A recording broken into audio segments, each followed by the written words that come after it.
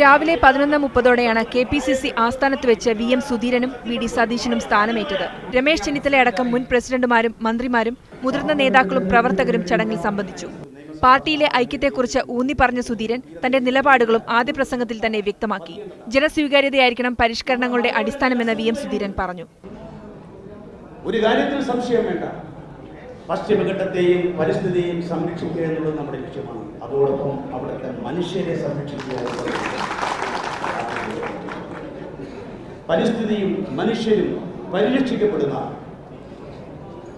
കാർഷിക മേഖലയിൽ അസ്വസ്ഥത ഇല്ലാതാക്കുന്ന ഒരു സാഹചര്യം.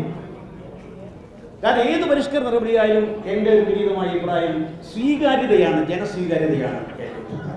K. കരുണാകരൻ അടക്കമുള്ള മുതിർന്ന നേതാക്കളെ പേരെടുത്തനുസ്മരിച്ച സുധീരൻ ആദ്യകാല പ്രവർത്തന രീതികളെയും സ്മരിച്ചു. പുതിയ തലമുറയോട് ആശയവിനിമയം നടത്താൻ കോൺഗ്രസിന് കഴിയണമെന്ന് വൈസ് പ്രസിഡന്റായി ചുമതലയേറ്റ VD സതീശൻ പറഞ്ഞു. അതേസമയം ഓഫീസിൽ തന്നെ ഉണ്ടായിരുന്ന മുഖ്യമന്ത്രി ചടങ്ങിനെത്തിയില്ല.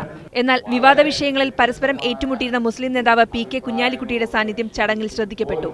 മീഡിയ 1 തിരുവനന്തപുരം.